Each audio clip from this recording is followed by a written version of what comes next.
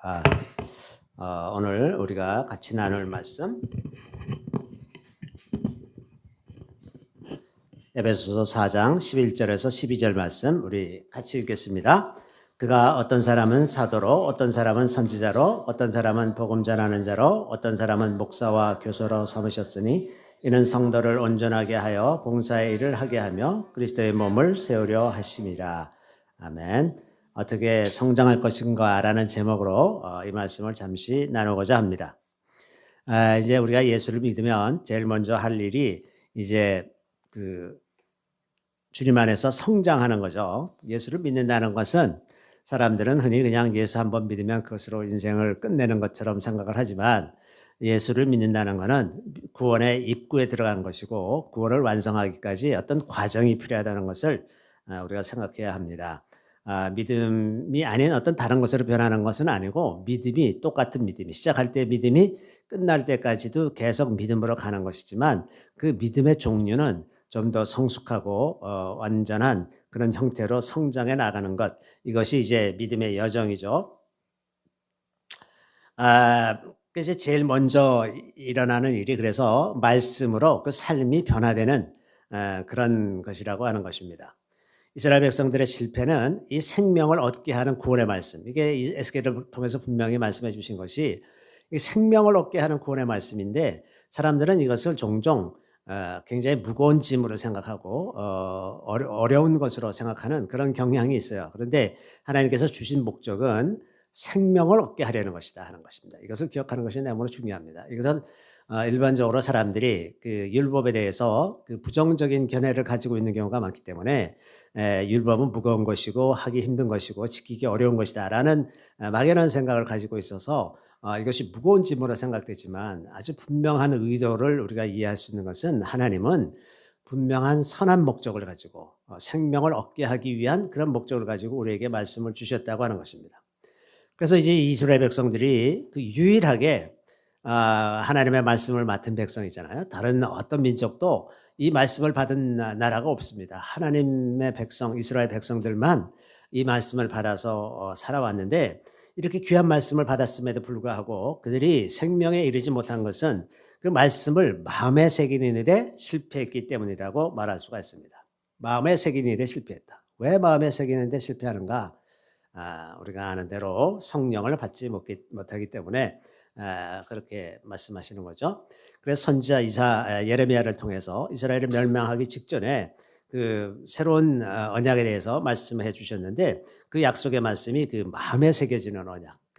그전에는 말씀이 마음에 새겨지지 못했기 때문에 삶이 변화되지 못하고 그래서 하나님의 말씀을 맡았음에도 불구하고 그것이 어떤 열매를 거두지 못하다가 이제 하나님의 말씀이 마음에 새겨지는 그런 놀라운 새 언약에 의해서 새롭게 변화될 수 있다고 하는 것입니다. 그래서 예레미야 31장 33절에 보면 그러나 그날 후에 내가 이스라엘 집과 맺을 언약은 이러하니 곧 내가 나의 법을 그들의 속에 두며 법을 그들의 속에 두는 일이 비로소 가능해지는 그런 약속을 하시겠다고 하는 겁니다. 그들의 마음에 기록하여 나는 그들의 하나님이 되고 그들은 내 백성이 될 것이라. 여호와의 말씀이니라. 그 말씀이 마음에 새겨지는 그 마음에 기록되는 이 놀라운 일이 어떻게 이루어지느냐.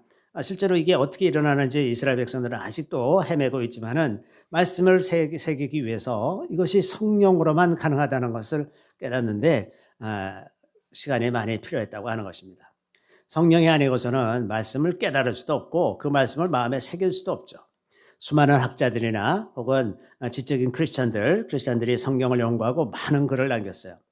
제가 플러 신학교를 갈 때 가겠다고 결심한 것이 이제 우리 동서가 그 학교를 보여주었는데 거기 한 장소가 30만 권 정도 있었거든요. 거기 이제 도서관을 이렇게 막 다니면서 그 책 냄새를 좋아하고 그러니까 이게 너무 멋있는 거야. 이게 30만 권이 멋있는 책이. 그래서 이제 여기 와서 공부 좀 해야 되겠구나. 그러고서 이제 갔는데 기껏해야 뭐 1000분의 1도 못 읽었죠. 300권도 못 읽었습니다. 근데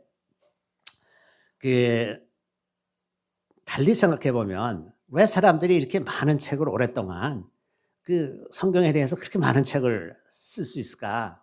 왜 이렇게 많은 책을 할까? 왜냐하면 사람이 계속해서 변하기 때문에 그래요. 사람이 계속해서 변하기 때문에. 사람의 생각이 변하고 문화가 변하고 언어가 변하고 세계관이 변하고 계속 변하니까 거기에 맞춰서 또 새로운 글들이 나오고 해서 그게 30만 권이 되는 거예요. 그것도 뭐 100만 권이 넘는 학교도 있습니다. 그러니까 작은 학교니까 30만 권이고. 도대체 이 많은 책들을 어떻게 다 읽고 그걸 하나님을 배우겠습니까? 어떤 사람이 이제 졸업을 대표해서 졸업식 축사를 하는데 자기는 그 하나님을 몰라서 하나님을 더 잘 알고자 해서 신학교로 왔는데 졸업할 때 보니까 하나님을 더 모르더라. 이렇게 고백을 하는데 실제로 하나님을 더 모르고 나가는 겁니다. 알 수가 없어요. 그걸로 아는 것이 아니다 하는 겁니다. 100만 권, 30만 권 있는 책을 가지고 하나님을 알게 되는 것이 아니라고 하는 거죠. 물론 사람은 본질적인 면에서 변하지 않습니다.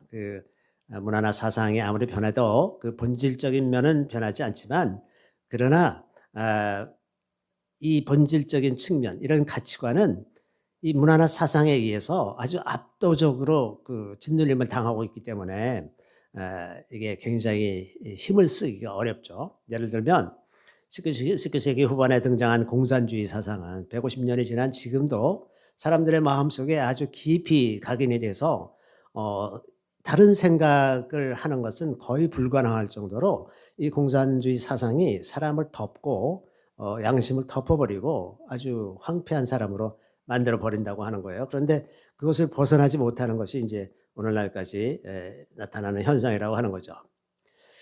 바로 이러한 현상이 바로 우리가 거꾸로 우리가 성경을 읽을 때 어떻게 읽어야 하는가 하는 것을 이제 힌트를 제공한다고 말할 수가 있습니다. 그래서 성경 읽기라고 하는 것이 단순히 기억을 위한 것이 아니라고 하는 겁니다.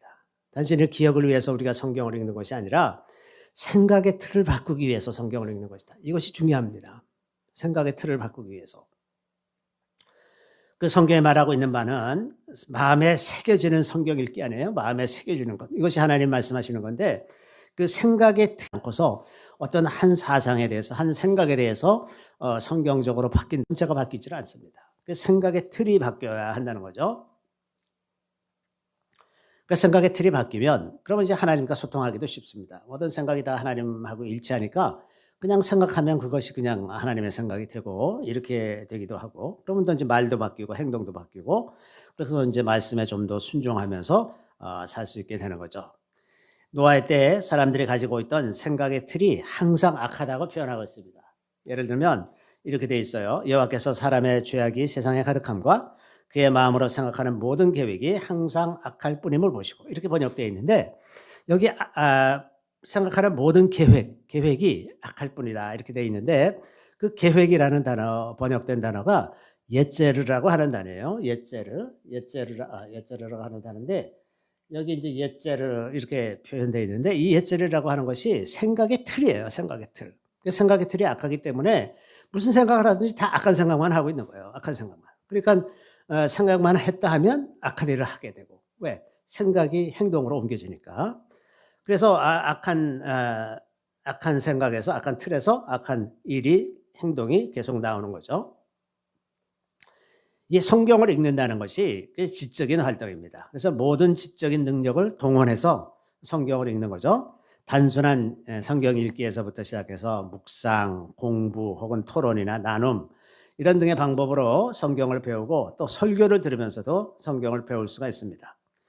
신약성경 마태복음 22장 37절에 보면 가장 큰 계명이라고 하는 것이 하나님을 마음을 다해서 사랑하고 목숨을 다해서 사랑하고 뜻을 다해서 사랑하라고 되어 있어요. 근데 거기 뜻을 다해서 사랑하라는 말이 이 디아노이아, 헬라어 디아노이아를 이제 번역한 것인데 뜻이라고 번역되어 있는데 이 디아노이아라는 단어가 지성이라는 뜻입니다. 그 지적인 능력을 다해서 하나님을 사랑하라 이렇게 되어 있는 거예요. 그러니까 이제 교회 안에 반지성주의가 있는데 머리로 생각하고 이러는 것을 굉장히 천시하는 그런 경향이 있는데 반대로 하나님의 명령은 이 지성을 다해서 하나님을 사랑하라는 거예요. 모든 것을 다 동원해라 하는 겁니다. 이렇게 지적인 능력을 다해서 그러면 성경을 읽는 것이 믿지 않는 이들이 지적으로 발달한 믿지 않는 이들이 성경 읽는 것이다. 혹은 랍비들이 성경 읽는 것 하고 무엇이 다를까 이렇게 좀 생각을 해보면 그 핵심적인 내용은 하나님의 말씀을 이해하는 이 태도가 중요합니다. 그러니까 믿지 않는 사람들의 태도는 하나님의 말씀을 읽을 때 이것을 의심을 가지고 이제 보기 시작해요. 뭐 요즘에도 나오는 이야기가 계속 나오는 이야기가 뭐 수메르 문명에 나오는 이야기가 성경에 그대로 기록돼 있다. 그러니까 성경이 더 나중에 나온 거니까 수메르 문명을 복사한 것 아니냐. 이게 별것 아니다. 이제 이런 식으로 얘기를 하는데 사람들은 왜 그런 생각을 못 하는지 모르겠어요. 똑같은 이야기가 있는데 수메르 문명이 기록한 건 수메르 문명대로 기록됐고 나머지 성경에 기록된 건 성경의 기억대로 기억됐고 그렇게 생각하면 아무것도 아닌 일인데 꼭 어떻게 생각하냐면 수메르 문명을 베꼈다. 그러니까 이거는 별거 아니다. 이렇게 꼭 그렇게 생각하고야만은 그 근본적인 불신의 태도가 있는 거죠. 그러니까 사람의 마음이라는 것이 하나님의 말씀을 하나님의 말씀대로 이해하는 것 이것이 너무나 중요하고 두 번째는 성령의 도우심으로 성경을 이해하려고 하는 그 태도가 중요하다 하는 겁니다. 그 성령의 도우심이 아니고 왜냐하면 성경은 성령의 저작물이기 때문에 그 저자의 생각을 알아야 그 의도를 알잖아요. 그 글이라는 것이 그 의도를 정확하게 이해를 하지 못하면 아주 엉뚱하게 해석할 수가 있어요. 얼마든지 그럴 수가 있지 않습니까? 그러니까 성령의 도우심으로 그 하나님의 말씀을 이해하려는 태도가 없으면 하나님 그 성경을 정확하게 이해할 수가 없다고 하는 거죠. 그 하나님에 대해서 의심하고 그 진정성을 의심하면서 성경을 읽는 것은 반드시 아무런 도움이 안 되는 그런 방향으로 성경을 읽게 마련이다 하는 거죠. 이런 성경 읽기는 아무런 도움이 되지 않습니다. 또 랍비들은 성경 해석의 권한이 하나님께만 있다고 믿고 있습니다. 하나님은 성경을 이해할 수가 없다라고 믿어요. 그러니까 자기네가 해석한 것이 파이널한 거예요. 자기 철차만 이게 세상에 어떤 일이 있어도 이 해석의 권한은 랍비에게만 있기 때문에 자기네가 해석을 다 할 수 있다 이렇게 믿고 있으니까 그렇기 때문에 성경을 잘 이해할 수가 없는 거죠. 그 성경의 저자가 성령이라는 것을 인정하지 않기 때문에 그러면 그 나머지 수없이 많은 탈무드 책들 이렇게 꽂혀 있는 걸 봐도 읽어도 무슨 말인지 모르잖아요. 결국은 무슨 말인지 모르는 거예요. 그러니까 지금까지 사람들은 메시아가 왔다는 사실을 알지 못하고 살고 있는 거다 하는 거죠. 또 그 하나님 앞에서 자기 의를 세우기 위해서 성경을 읽는 것도 도움이 못 됩니다. 어떤 사람들은 하루에 3장을 성경을 읽어야 괜찮다. 그래야 이제 천국에 겨우라도 들어갈 수 있다. 이렇게 믿고 있어서 하루에 3장 읽는 것을 아주 무슨 철칙으로 삼아서 이렇게 하는 사람들도 있어요. 그런데 하나님을 더 잘 알기 위해서 성경을 읽는 게 아니라면 사실은 그게 도움이 안 됩니다. 물론 지식으로는 좀 도움이 될지 모르지만 하루에 억지로 그 성경을 3장 읽는 거는 그렇게 큰 도움이 되는 일은 아니죠. 더 좋은 것은 정말 하나님의 뜻을 알고자 해서 성경을 읽으면 이 말씀이 진짜 하나님의 말씀인지 아닌지를 쉽게 알 수 있잖아요. 그런 마음을 가지고 성경을 읽으면 성경이 재미있습니다. 참 재미있는 책이에요. 이렇게 해서 우리가 말씀을 읽을 때 그 이성이 성령의 도우심을 받아서 성경을 읽을 때 비로소 이제 성경을 그 의도에 맞게 바르게 이해를 하는 그런 방향이 되죠. 그래서 성경 읽기, 성경을 공부하기 이런 것은 반드시 성령의 도우심을 받아서 해라. 성령의 도우심을 받아서. 성령을 배제하고 성경을 읽고 연구하는 것은 반드시 성경으로부터 멀어지는 하나님으로부터 멀어지는 곳으로 방향으로 나갈 수밖에 없다고 하는 것. 우리가 그것을 기억할 필요가 있습니다. 또 말씀을 읽는 것은 기도와 늘 짝을 이루어야 되죠. 말씀을 읽고 자기를 비춰봐서 자기를 개혁을 한다거나 자기가 좀 더 나은 사람이 되게 하기 위해서 마음에 깊이 새겨지도록 하기 위해서 우리가 하나님께 기도를 하죠. 그 기도를 할 때 말씀을 읽는 것 가지고 그 기초로 해서 기도를 하면 반드시 좋은 방법으로 말씀이 마음에 새겨질 수 있게 될 것입니다. 우리 다양한 방법을 이제 기도로 사용할 수 있어요. 그래서 홀로 조용히 기도를 드릴 수도 있고, 개인이 통성으로 기도할 수도 있고, 공동체에서 함께 할 수도 있고, 혹은 침묵 기도하기도 하고, 관상 기도하기도 하고, 여러 가지 방법을 사용할 수가 있죠. 문화에 따라서 이제 여러 명이서 같이 기도드리는 통성 기도를 싫어할 수도 있고 또 좋아할 수도 있고 이렇고 그 문화에 따라서 다른데 우리 교회도 그 통성기도만 안 하면 내가 매일 이 교회에 출석하겠다는 사람들이 있었어요. 아, 이런 사람들이 꼭 있어요, 이상하게. 뭐, 성찬을 그 비스켓으로 안 하고 성찬 떡 전병으로 하면 내가 이 교회에 꼭 참석하겠다. 그 말하는 사람도 있어요. 참 신기해. 그런 사람들을 보면. 그런 아주 그 사소한 조건을 하나 걸어서 그것만 들어주면 내가 이 교회에 출석하겠다. 꼭 그래요. 재미있습니다. 하여튼. 그런데 일본은 이제 대체로 보니까 지난 몇 달 동안 다니면서 보니까 통성기도를 잘 못해요. 이게 바깥으로 팍 퍼뜨리는 문화가 아니라서 한국 사람들은 막 바깥으로 퍼뜨리기 좋아하는 문화가 돼서 이제 통성기도 하자 그러면 열심히 잘하는데 일본 사람들은 잘 못하거든요. 그래서 일본 사람들은 보니까 이제 내면으로 향하니까 침묵기도가 어울리겠다. 그러니까 역시 침묵기도가 우리 마모이 사모님처럼 침묵기도가 잘 어울리시는 것 같아요. 이게 잘 맞고 그래서 좀 침묵기도를 퍼뜨렸으면 좋겠다는 생각이 듭니다. 자, 다음으로 이제 중요한 게 우리가 어떻게 성장할 것이냐. 다음으로 중요한 게 공동체 안에 머무르는 것이죠. 공동체 안에서 성장하는 겁니다. 신앙의 성장에 가장 좋은 공동체, 좋은 공동체를 갖는 것이 너무나 중요하죠. 그래서 좋은 공동체 안에서 이제 성숙해 가는데 이런 좋은 공동체는 그런 에피소드가 있지 않습니까? 이제 어떤 사람이 이제 목사님을 찾아가서 교회 전 세계 안에 이 땅에 정말 이렇게 사람 마음에 드는 그런 교회가 참 하나도 없네요. 어떻게 그런 교회를 좀 소개해 줄 수 없습니까? 그랬더니 그 목사님이 이제 하는 얘기가 당신이 가면 완전한 교회가 다 망가진다. 사람이 어디다 속하면 교회는 다 망가진 사람들이 모이는 곳이 교회예요, 원래. 그러니까 좋은 공동체를 만들어 가려는 노력이 중요한 것이지 좋은 공동체라는 건 존재하지 않는 겁니다, 사실은. 이상적인 공동체는. 그나마 적응하고 지낼 만한 공동체가 좋은 공동체예요. 이상적인 공동체는 세상에 없습니다. 왜? 내가 이상적인 사람이 아니기 때문에 그렇죠. 내가 이상적이기 때문에. 그래서 공동체 안에서 성숙하는 것인데 오늘 본문의 말씀처럼 어떤 사람은 사도가 되고 선지자가 되고 어떤 사람은 복음 전하는 자 혹은 목사와 교사로 삼으셨는데 이 목적이 뭐냐 하면 이는 성도를 온전하게 하며 여기 온전하게 한다는 것은 equip 한다는 겁니다. 그 훈련시켜서 무장시킨다는 거예요. 무장시킨다는 것. 온전하게 하며 봉사의 일을 하게 하며 그리스도의 몸을 세우려 하십니다. 그러니까 그 훈련시키고 무장시켜서 그 사람들이 봉사의 일을 서로 섬기는 일을 하게 하고 그렇게 해서 교회가 그리스도의 몸이 성장하도록 하는 것. 그러니까 목적은 그리스도의 몸이라고 하는 아주 분명한 목적이 있어요.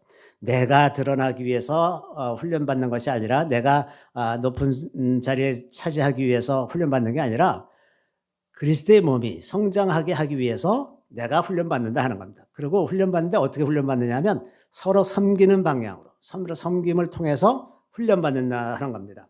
그래서 어떤 사람은 이제 교회 기존의 교회 제도, 계급 제도와 같은 것들을 의식해서 사람이 이제 뭐 높은 자리에 갔다가 갑자기 또 낮은 자리에 낮췄다가 이러면 이상하게 생각하고 기분 나쁘게 생각한단 말이죠. 그 일이 아니고 서로 섬기는 것이 중요하기 때문에 높고 낮음이 문제가 아니라 서로 섬기도록 늘 일을 하는 겁니다. 그래서 제가 사실은 우리 부오벳도 막 섞어요. 그냥 막 섞어. 어린 사람을 막 오벳으로 세우기도 하고 이렇게 연륜이 있는 사람을 부오벳으로 섬기기도 하고 그러면 이게 이제 막 헛갈리잖아요. 헛갈리는데 왜 그렇게 하냐면 그 봉사일을 하는 것이 섬기는 것이 핵심이기 때문에 그래요. 섬기는 것. 섬기는 일을 통해서 그다음에 이제 그리스도의 몸이 세워지게 되기 때문에 이 섬기는 일에 중점을 두고 자기가 높아지는 것에 관심을 덜 갖게 돼야 비로소 이제 교회가 이렇게 바르게 성장할 수가 있다고 하는 거죠. 그래서 특정한 사람을 높이기 위한 것이 아니다. 이것이 사람을 높이기 위한 것이 아니라 교회를 세우기 위한 것이다.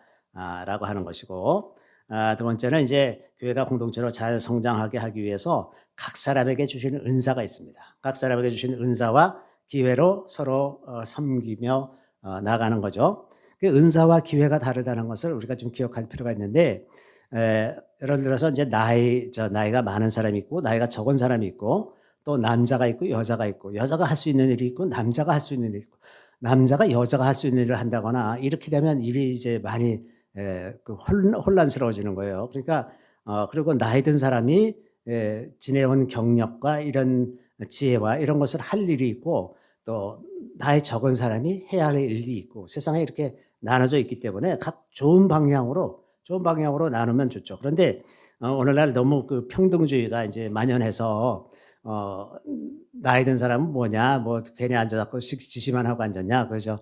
다 똑같이 일을 하자, 이제 이렇게 해서 같이 일하고 이러는데, 그러다 보니까 이제 나이 든 사람은 어렸을 때는 죽어라고 일만 시켜갖고 이제 일하다가 나이 드니까 이제 또 밑에 사람들이 치고 올라와서 일하라 그래가지고 일만 죽어라고 하니까 이제 아주 싫어가지고 이제 또 쩔쩔매고 있는데, 그것도 다르지만, 그것도 한심한 일이지만, 그 나이 든 사람이 할 일이 따로 있다는 것을 우리가 기억할 필요가 있어요. 나이 든 사람은 나이 든 사람이 해야 될 일이 있어요. 그 일을 사람들이 좀 존중할 필요가 있고, 또 젊은 사람들은 젊기 때문에 생각이 다르고 행동이 다르다는 것을 나이 든 사람이 이해할 필요가 있어요. 자기도 옛날에 안 그랬나요? 저는 똑같은데, 그 나이 든 사람이 나이 들어가지고서 지나 보니까 옛날엔 말이야 이러면서 그냥 누르지 말고 그 젊은이들의 생각과 행동을 이해하고 받아들이는 그런 노력이 반드시 필요하죠. 그래야 이 교회 안에서 모든 사람들이 조화롭게 일을 할 수가 있다고 하는 거죠. 또 은사가 다릅니다. 그러니까 우리가 배운 바도 다르고 각자가 가진 감각도 다르고요. 제가 이제 참 부러운 것이 나이 들어가면서 배우는 게 뭐냐면, 그 제가 눈의 감각이 참 없어요. 그래서 눈이 박질 않아. 이렇게 딱 보고서 금방 눈치채고서 저 사람이 뭐에 강하거나 약하거나 이런 걸 금방 알아채면 좋은데 그러질 못해. 아주 둔해. 근데 어떤 사람들은 그냥 싹 보고서 금방 알아차려. 아주 그 눈이 밝은 사람이 있어요. 그래서 제가 이제 우리 손녀를 그 아인이라고 이름을 붙였는데, 눈이 밝은 사람이 되라고. 제가 눈이 밝질 않으니까. 그래서 이제 눈이 밝은 사람이 됐으면 좋겠다 해서 아인이라고 붙였는데, 이렇게 그 사람마다 은사가 달라요. 그 느끼는 감각이 다릅니다. 저는 비교적 언어에 대해서 좀 감각이 좀 발달한 편이에요. 그래서 언어의 표현에 대해서 상당히 좀 민감한 편이죠. 그런데 그게 이제 그 사람마다 다 다르기 때문에 그런 것을 그 당연하게 생각하면 안 돼요. 그게 뭐냐면, 어떤 사람은 아니 이런 소리도 안 들려 하면서 당연하게 이제 이야기를 하는데, 그게 다른 사람들한테는 안 들리는 소리가 됐을 수가 있거든요. 그러니까 그것을 소리나 혹은 눈으로 보는 것이나 언어나 이런 것이 사람마다 감각이 다르기 때문에 생각하는 바가 달라요. 그 소리에 민감한 사람은 조그만 소리가 달라져도 금방 알아채고서 그것을 지적을 하지만, 둔한 사람들은 그런지 아닌지도 몰라. 모르고 있다가 얘기하면 그렇지, 그렇게 생각이 든단 말이죠. 그런 것처럼 사람이 다 다르기 때문에 그건 나이에 관계없이 그냥 다른 거예요. 다른 거기 때문에 그 다른 것을 서로 이해를 하고 받아들일 건 그냥 받아들이고, 그 천부적으로 주어진 거 그냥 받아들이고 서로 인정하고 살아야 된다고 하는 거죠. 그래서 이제 성경에 이렇게 얘기하죠. 그 각 사람에게 성령을 나타내시면 유익하게 하려 하십니다. 은사, 초자연적인 은사도 사람마다 다 달라서, 제가 그 어떤 은사가 있다고 하더라도 또 다른 은사를 가진, 비슷한 은사를 가진 다른 사람에게 물어보기도 합니다. 왜냐하면 그렇게 하지 않으면 내가 틀리는 걸 알 수가 없기 때문에. 그래서 다른 사람들 틀리면 어때요? 괜찮잖아. 내가 꼭 다 맞아야 되는 법이 없잖아요. 틀려도 되니까 다른 사람에게 물어봐서 도움을 요청하고, 이렇게 하면 서로 섬기는 방법이 되는 거죠, 이게. 또 몸 가운데 분쟁이 없고 오직 여러 지체가 서로 같이 돌보게 하셨느니라. 서로 같이 돌보면서 그것도 몰라? 너 지도자가 그런 것도 몰라? 그러면서 나를 조롱하면 할 수 없어요. 어쩔 수가 없지. 원래 그런 걸 뭐 어떡하겠어요. 그렇지만 그걸로 분쟁거리가 되지 않고 오히려 그 연약함이 서로를 강하게 만들어주는 그런 통로를 삼게 되는 거죠. 그래서 섬김이라고 하는 것이 상호적으로 이루어지는 것이다. 어떤 사람은 받기만 하고 어떤 사람은 주기만 하는 것이 아니라 서로 주고받고 하는 것이다 하는 겁니다. 서로 주고받기 하는 것. 그래서 이 서로라고 하는 단어, 알렐루스라고 하는 그 서로라고 하는 단어가 바울 공동체 사상의 그 핵심적인 단어입니다. 알렐루스, 서로라는 것이. 그래서 서로 행하고 서로 짐을 지고 서로 지체가 되고 이런 말이 있죠. 또 서로 마음을 같이 하라. 로마서에 보면 이런 말이 있고, 또 서로 판단하지 말라. 또 서로 용납하라. 서로 돌아보라. 서로 종노릇해라. 서로 지체가 된다. 우리는 서로 사랑해라. 이제 이런 말씀, 서로라는 말씀이 굉장히 많이 나옵니다. 사도 바울의 공동체 사상에서 핵심적인 단어가 서로라는 단어예요. 서로. 자, 이렇게 되고 그다음에 이제 우리의 믿음이라고 하는 것이 실천으로 견고해지는 것. 이것은 아주 분명합니다. 이게 그 70명이 이제 예수님이 70명을 둘씩 짝을 지어서 내보냈는데, 그다음에 이제 돌아와 가지고 70인이 기뻐하며 돌아와 이르되 주여 주의 이름이면 귀신들도 우리에게 항복하더이다. 가서 막상 해보니까 너무 멋진 거야. 막 귀신들이 막 떠나가고 말이죠. 그러니까 제자들이 너무 흥분했어. 와가지고서 70인이 기뻐하며 돌아와. 실제로 해보니까 이게 보통 즐거운 일이 아니에요.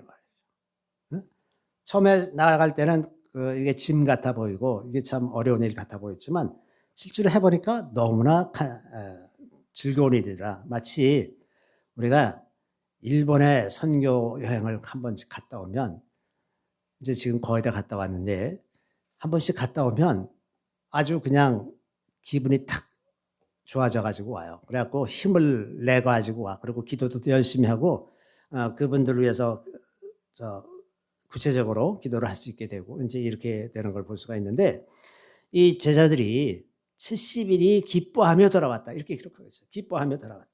또 예수님의 사도들은 그 이름을 위하여 능력받는 일에 합당한 자로 여기심을 기뻐하면서, 이번에는 아예 그 능력당하는데, 핍박을 당하는데 기뻐하면서 공의 앞을 떠나니라. 아주 즐거워했어요. 이게 하나님께서 주시는 기쁨이라고 하는 겁니다. 이것을 실제로 하면, 그냥 말로만 머릿속으로만 생각하고 있다가 그것을 막상 실천에 옮기면 기쁨이 오는 거예요. 기쁨이 오는 겁니다. 이제 기쁨과 감사가 이제 반복이 되고 계속 우리 삶 속에 누적이 되면 이 사도 바울 같이 얘기를 하게 되는 거예요. 이로 말미암아 내가 또 이 고난을 받되 부끄러워하지 아니하면, 고난을 부끄러워하지 않아. 왜? 지내보니까 너무 기쁜 겁니다. 그런 것을 이제 경험적으로 알게 됐어요. 그게 하루가 아니고 수십 년을 그렇게 지내다 보니까, 내가 믿는 자를 내가 알고 또한 내가 의탁한 것을 그날까지 그가 능히 지킬 줄을 확신하노라. 해보니까, 한두 번 해보니까 이게 보통이 아니고, 이게 10번 해보니까 이건 아주 마음에 딱 새겨지는 내용이 되고, 그걸 평생 하고 나니까 이게 이렇게 살지 않고 다르게 산다는 거는 생각할 수도 없는 그런 상태가 되더라는 겁니다. 그래서 사도 바울이 이런 확신을 가지고 얘기하는 거예요. 마지막에 죽을 때가 다 된 사람이 이로 말미암아 내가 또 이 고난을 받되 부끄러워하지 아니하면, 고난을 부끄러워하지 않습니다. 내가 믿는 자를 알고 또한 내가 의탁한 것을 그날까지 그가 능히 지키실 줄 압니다. 이렇게 깊은 신뢰가 생기는 겁니다. 이런 깊은 신뢰가 생기면 그렇게 살지 말라도 그래도 그렇게 살아온 대로 그렇게 계속 사는 거예요. 기쁘게 사는 겁니다. 얼마든지 우리가 이렇게 될 수가 있는 거예요. 우리가 이렇게 되기 위해서 실천해보고, 그리고 믿음 안에서 계속 성장하는데, 공동체 안에서 성장하고, 말씀을 읽어서 성장하고, 기도해서 성장하고, 그래서 공동체 안에서 계속해서 성장해 나가면 이런 기쁨과 감사가 우리의 것이 되고, 또 사도 바울처럼 이러한 신뢰의 말씀이 우리 것이 될 것이라고 하는 것입니다. 그래서 우리가 이제 이 시기를 지나면서 계속해서 믿음으로 성장해 나가도록 이런 열망을 가지고 나가자. 꼭 구원받는 것 거기에 그냥 매달려서 살 게 아니라, 우리가 기왕 믿는 거, 예수님을 잘 믿어서 좀 이런 기쁨을 누리고 감사를 누리면서 살아가는 이런 좀 다이나믹한 그런 인생을 사는 것이 더 낫지 않겠는가. 기왕 믿는 건데, 똑같이 믿는 건데 그렇게 하는 게 낫지 않겠는가. 이런 생각을 해봤습니다. 자, 오늘 우리 다 같이 이러한 믿음을 가질 수 있도록 우리 통성으로 좀 기도를 했으면 좋겠습니다.